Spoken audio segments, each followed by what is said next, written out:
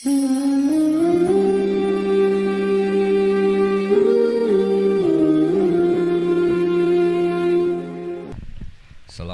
warahmatullahi wabarakatuh.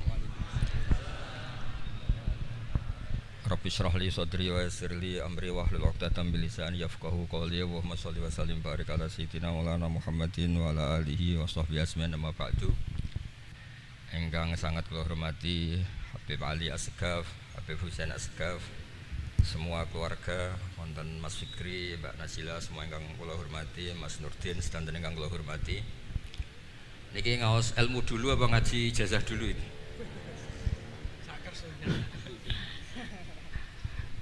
Ini kok malah aneh. Mboten usah ribet. Mboten cek 1 2. Pakai ini, tidak usah ini aja.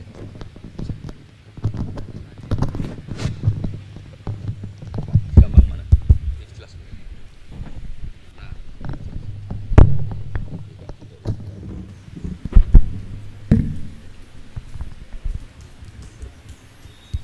Ya, niki ngaji ilmu dulu, nanti bagian terakhir ijazah. Bismillahirrahmanirrahim. Ini riwayatul Bukhari. Haddatsana Abdullah bin Yusuf, haddatsana Les, haddatsana Sa'id al-Maqburi an Nabi Hurairah radhiyallahu anhu qala an-nabiy sallallahu alaihi wasallam. Ma minal anbiya'i nabiyyun illa qad u'tiya minal ayat ma mithluhu amana alaihi al-bashar.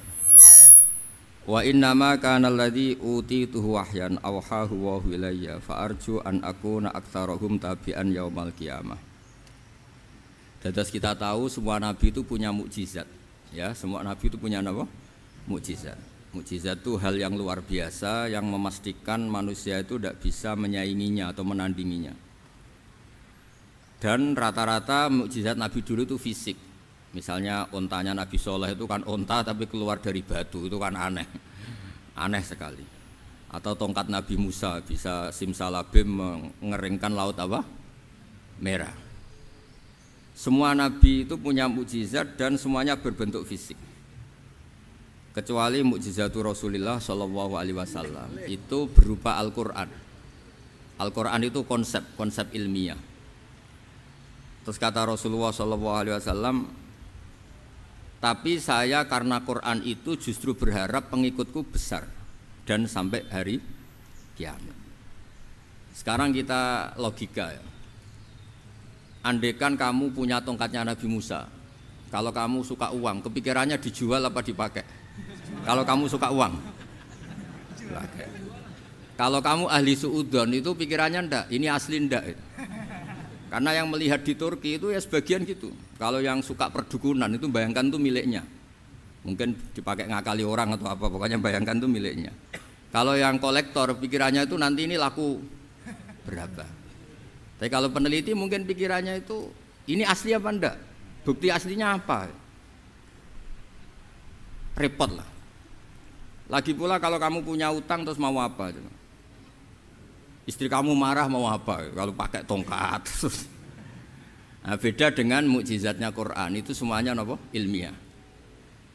Orang yang sedang harmonis dengan istri bisa pakai ayat di antara ayat-ayat Allah itu apa? Wa ja'ala bainakum mawaddatan warahmah.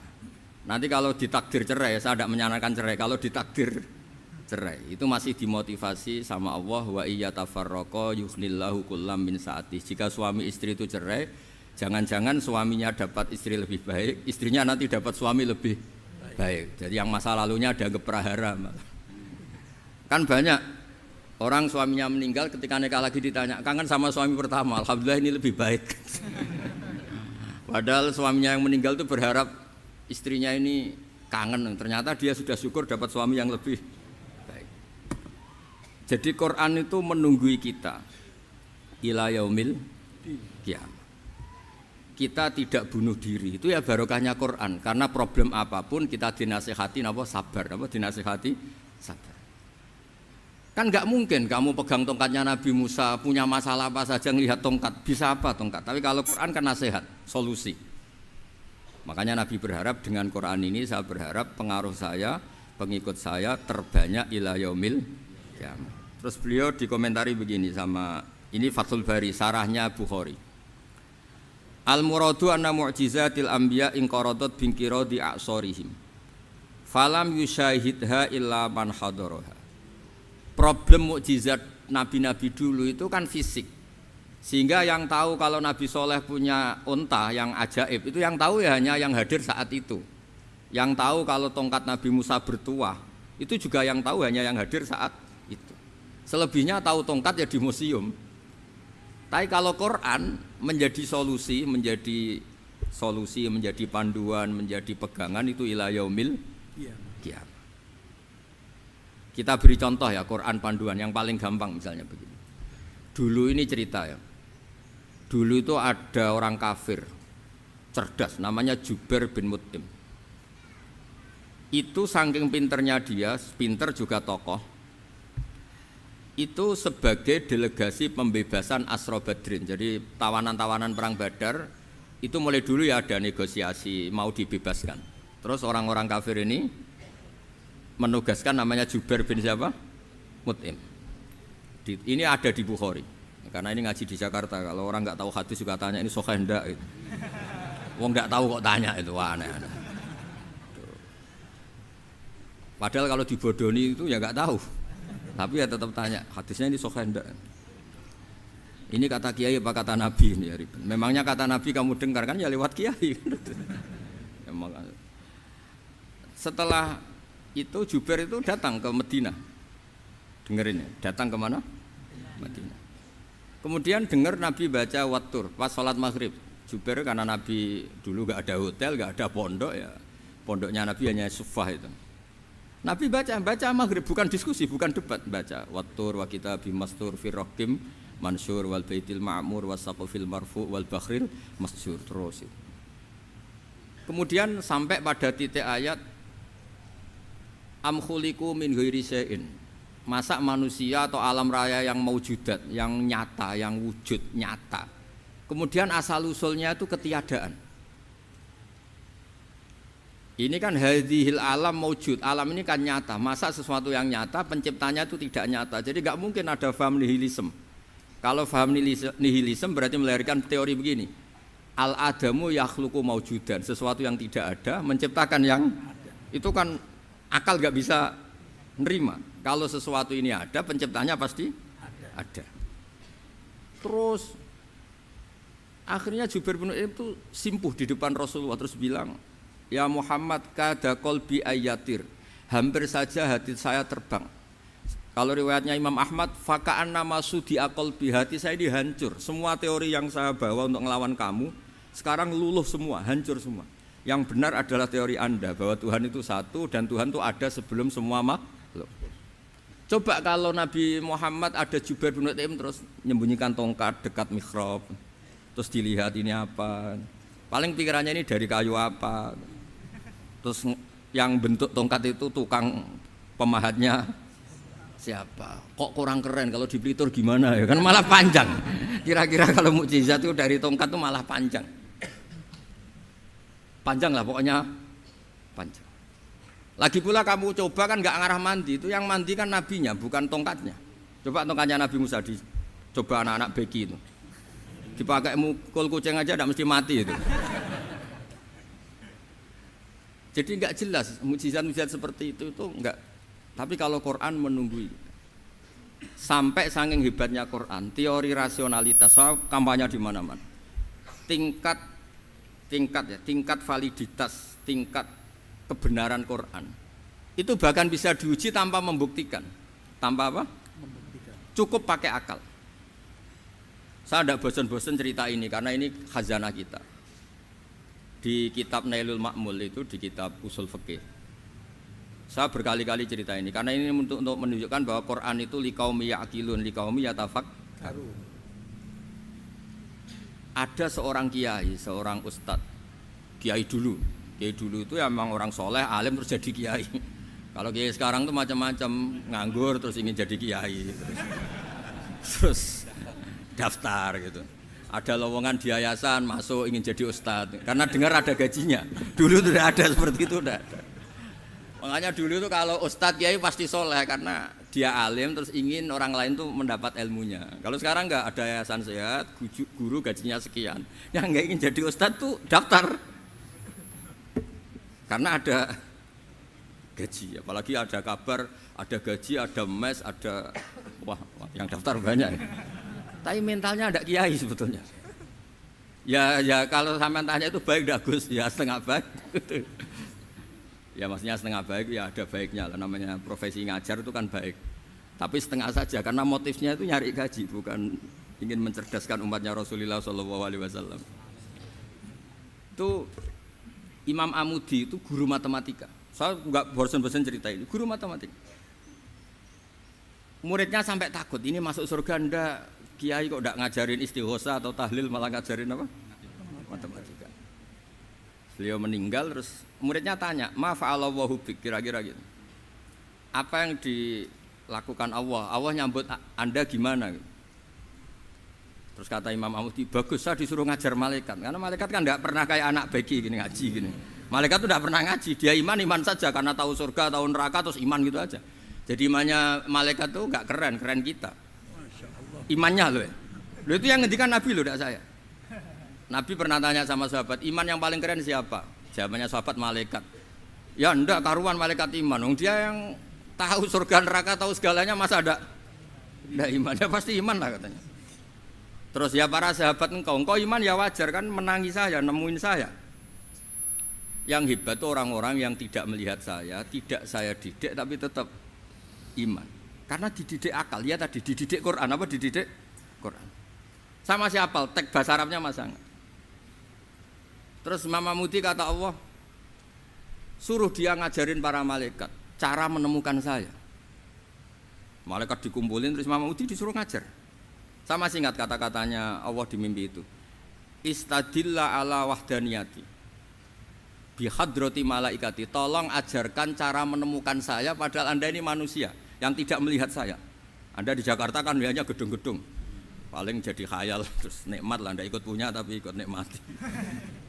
Itu orang desa-desa kalau ke Jakarta itu pokrol. Wah, di Jakarta itu gedungnya tinggi-tinggi, tidak kayak kampung sini. Lo udah ikut punya, ikut bangga. Di Jakarta orangnya cantik-cantik, tidak kayak orang sini. Padahal dia ya tidak dapat orang cantik gitu. Jadi Allah itu saking pinternya, miskin-miskin ya bisa berkhayal dan bahagia. Nah, itu alhamdulillah betul. Akhirnya itu apa ini anak-anak begini saya tak niati ngajar standar anak-anak akademik. Terus pertama yang diajarkan hanya bilang gini, sama siapa teksnya? Ya malaikat wahai para malaikat. Terus beliau bilang, nisbatus naini wassalasah ila mala nihayata lahu nisbatul far'i ilal asli. Angka itu jumlahnya berapapun 2, 3 sampai triliunan. Semuanya itu nisbatul far'i ilal asli. Binisba'it ilal wahid nisbatul far'i ilal asli. Angka 2 ya cabangnya 1, 3 ya cabangnya 1, 1 triliun ya cabangnya 1. Tetap yang asal usul adalah angka 1. Itu nangis semua malaikat. Cara Jawa itu mandekman kowe iman kaya imanku. Makanya imannya ummatu Rasulullah SAW itu PD-nya, yakinnya kayak imannya malaikat. Kalau Tuhan itu 1. Karena angka enggak bisa dimulai kecuali dengan angka 1. Makanya nisbatus naini wassalasah ila ma la nihayata lahu iku nisbatul far'i ilal asli. Semuanya itu nisbatnya cabang ke induk. Berarti semua alam raya ini tetap asal usulnya 1, yaitu qul huwallahu ahad. Nah, itu namanya akal. Umatnya Rasulullah itu ditinggali mukjizat akal lewat panduan Quran, sehingga meskipun kita tidak menangi Rasulullah, tidak menangi sahabat, kita tidak tahu malaikat Jibril, tapi cara iman kita ini tidak kalah keren. Yakin hakul yakin. Terus kedua, gambar. Kamu gambar rumah, gambar hewan, gambar apa saja, mesti dimulai 1 titik. Entah gambar kamu bagus, entah jelek, tetap dimulai 1 titik. Nah, titik ini namanya nuqtatul wujud. Semua alam raya dimulai dari 1 titik, yaitu nuqtatil wujud. Makanya Quran dimulai bismillah, dan bismillah itu dipilih sama Allah pakai pertama ba itu ada titik. Itu kata semua ulama. Itu titik itu singkatan dari bi kana makana wa bi yakunu mayakun. Karena saya semuanya ada. Bi itu karena saya.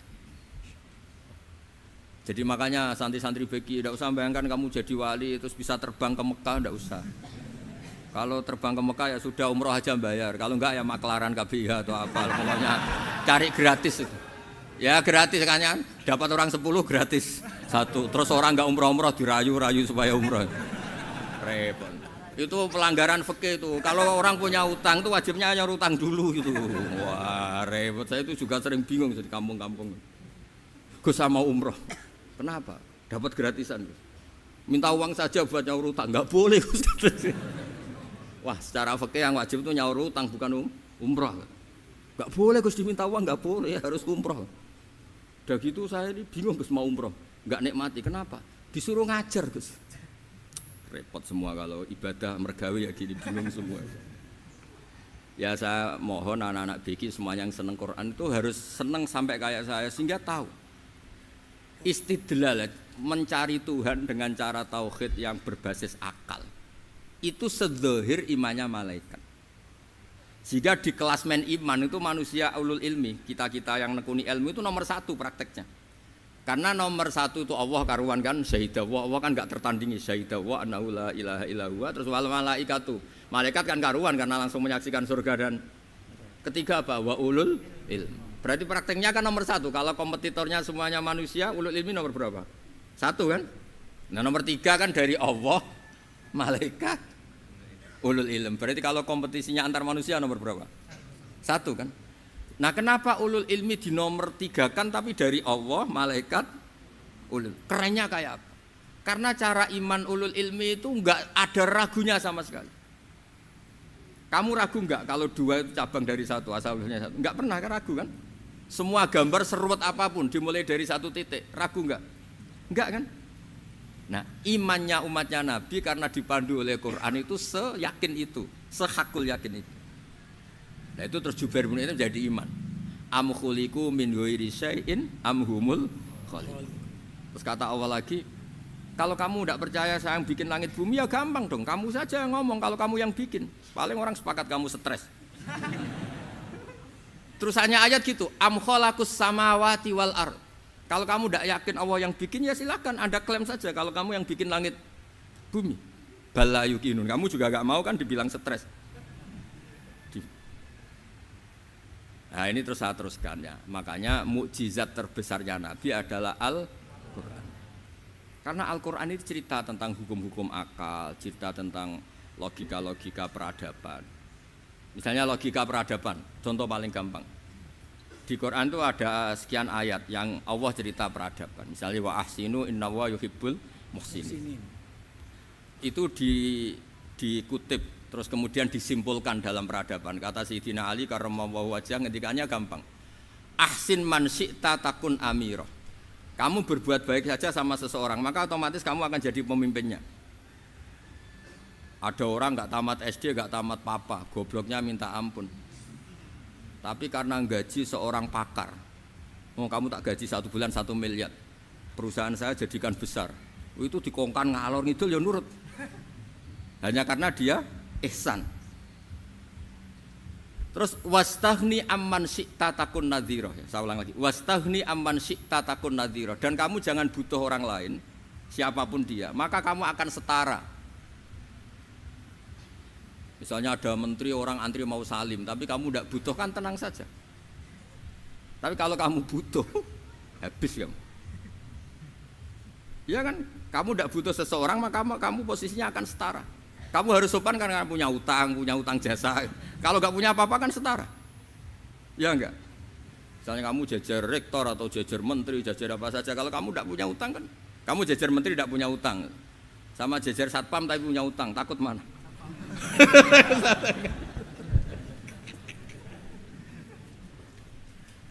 Kalau butuh itu mesti kalah kan? Ada pejabat misalnya nggak begitu cantik sama perempuan cantik yang kamu butuh ingin dicintai, takut mak. Padahal nggak jelas orang ini pangkatnya apa. Jadi dalam hukum sosial itu kata Sayyidina Ali wastaghni amman syi'ta takun nadhira. Kamu jangan butuh seseorang maka kamu akan setara. Terus yang terakhir wahtas ila man syi'ta takun asiro, asiro pakai sin. Dan silahkan butuh seseorang, maka kamu akan jadi budak dia. Ya coba misalnya Anda seorang profesor, seorang alim, seorang kiai top. Misalnya mencintai janda di ujung kampung sana, jalan kaki 2 kilo. Padahal itu gak tamat SD, tapi gara-gara seneng Kacau kan? Logika kepangkatan hilang semua kan? Jadi itu hukum peradaban.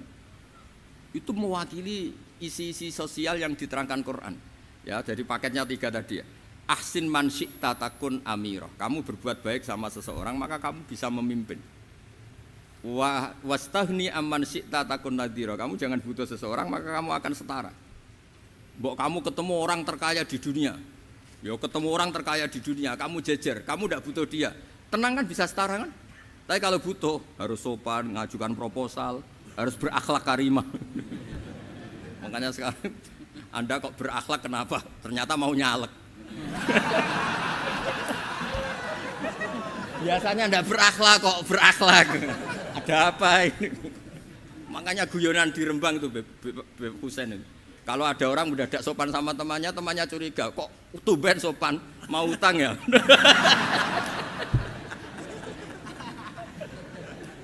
Zaman akhir itu kacau.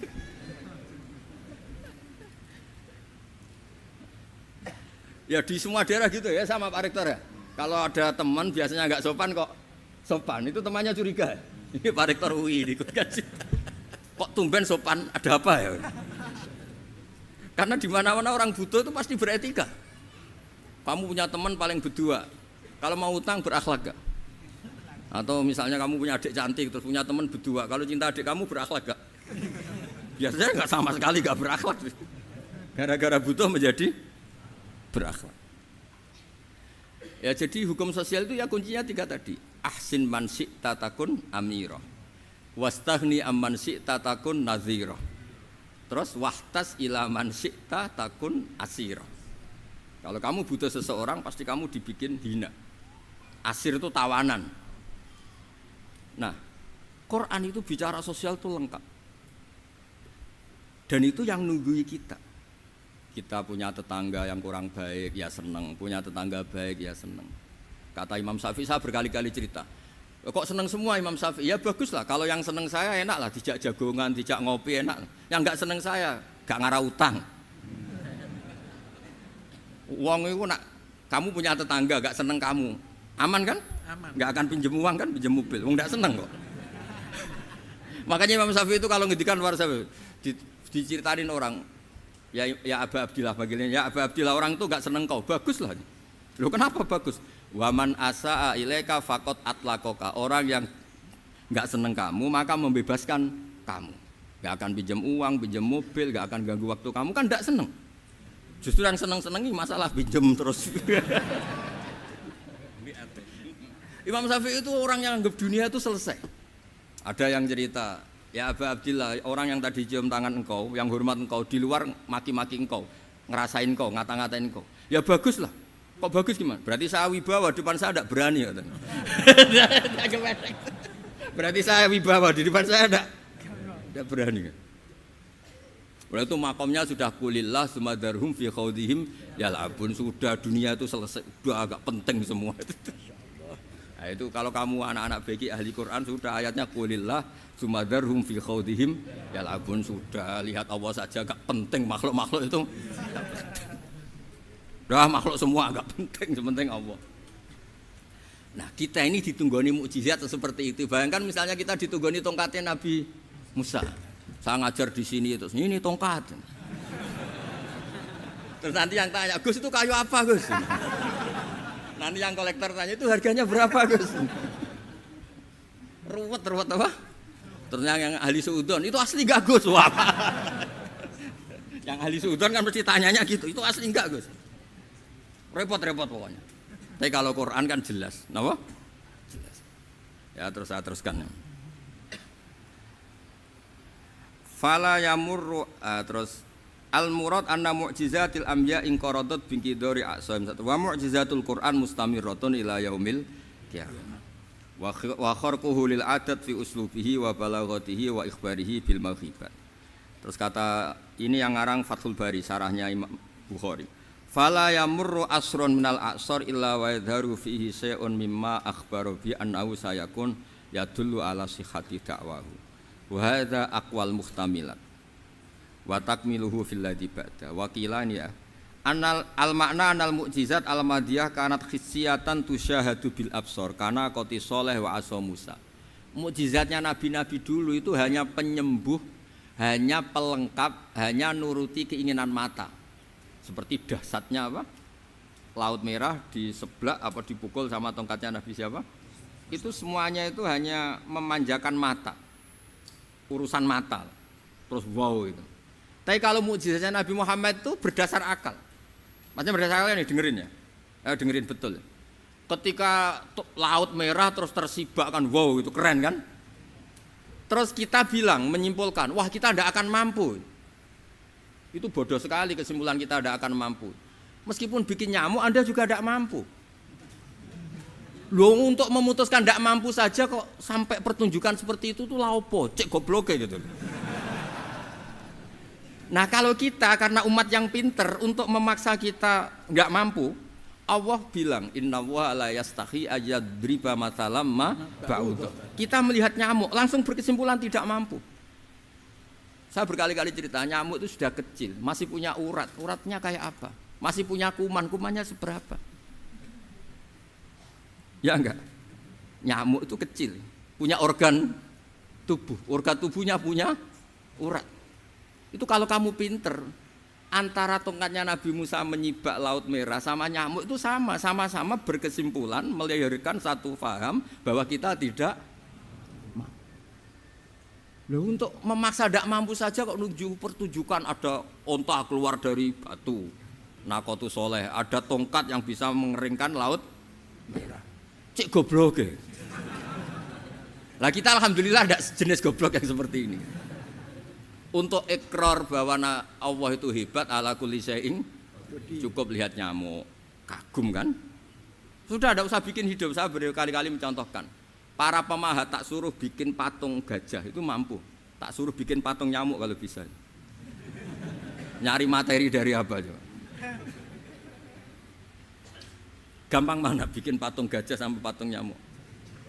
Gajah, makanya Allah bikinnya contoh itu untuk ijaz itu pakai nyamuk bukan pakai gajah. Itu kalau ustadz-ustadz yang agak jorok malah contohnya nyamuk Gus. Itu kecil. Itu kayak apa? Di dalamnya dia hamil. Itu anaknya kecil lagi, telurnya kecil lagi itu gimana itu cara bikin itu? Makanya di sini ada kitab Itqon, itu komentarnya itu lucu. Ini kitab Al-Itqon karangannya Imam Suyuti. Ini persis komentar saya tadi yang kata Imam Suyuti, pengarang kitab Itqon.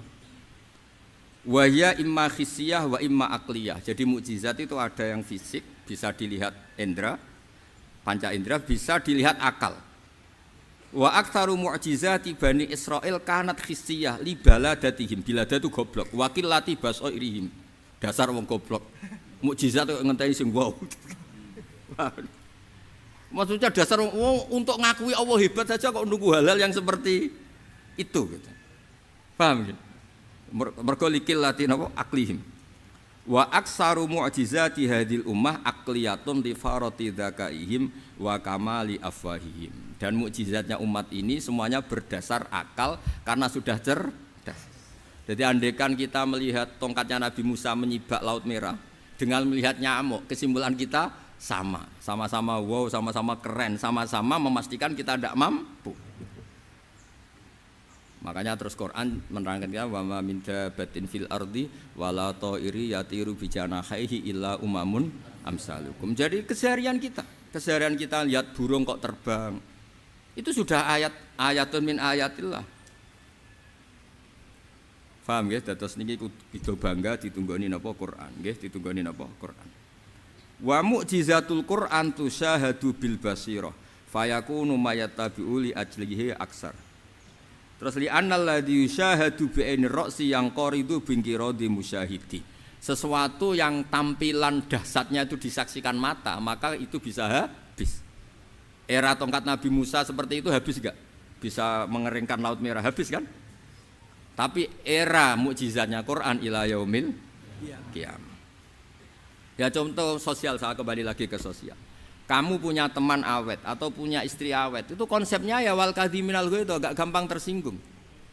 Coba kalau kamu setiap tersinggung putus, setiap tersinggung habis, kamu tidak punya teman, tidak punya istri. Sampai kita awet seperti ini, kalau kecewa ya wal kadhiminal ghaidh, ngempet. Termasuk saya ini biasanya ngaji khusus terus baca gini ya kecewa. Tapi barokahnya diwarai Quran, wal kadhiminal ghaidh, ngempet Gus, ngempet. Terus kecewa sama teman, kenapa tidak putus? Karena wal afina aninna, sudah kalau kecewa maafkan. Coba kalau kita kecewa presiden demo, kecewa menteri demo, kecewa orang tua minggat, ya kalau dicari, kalau tidak kan malu.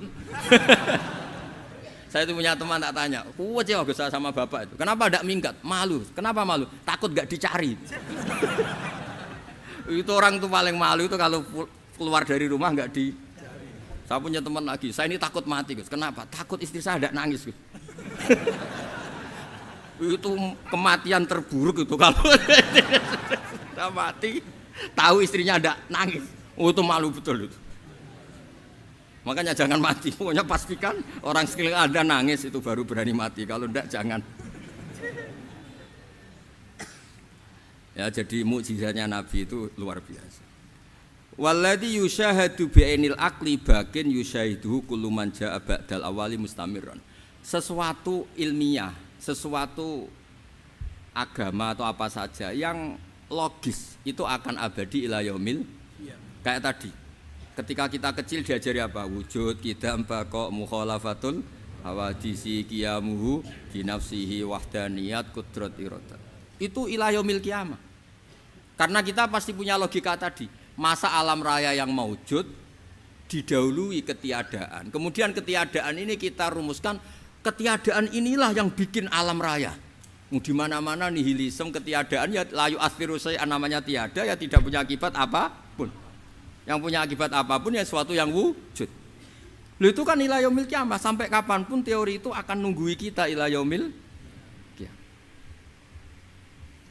Tapi kalau tongkat Nabi Musa ketika kita tidak melihat kan punya alasan tidak ngandel, Musa tidak tahu. Tapi kalau kamu seperti ini, orang paling mulhid sekalipun, paling ateis sekalipun, terus ditanya, bisa enggak Anda mulai angka di luar angka 1? Tidak bisa kan? Makanya benar Imam Amudi tadi, ketika diminta Allah, istadilla ala wahdaniyati bi hadrati malaikati, tolong ajarkan kenapa manusia begitu yakin kalau saya ini satu, padahal mereka tidak melihat saya. Terus beliau ngendikan apa? Nisbatus naini wassalasa ilal wahid nisbatul far'i ilal asli. Angka 2, 3 sampai enggak terbatas, semuanya dibanding angka 1 itu nisbatul far'i ilal asli. Semuanya itu cabang dari angka 1. Itu mbok siapapun enggak usah ditunggoni nabi, enggak usah ditunggoni wali. Logikanya akan seperti itu. Itu yang dimaksud apa? Walladzi yusyahadu bainil aqli bakin yusyahidu kul man ja'a badal awal mustamir. Ya ini masih ada waktu seperempat, ini ijazah. Kalau ijazah enggak boleh tanya, ijazah ini. Dan itu yang fotokopi lebih besar itu ijazah.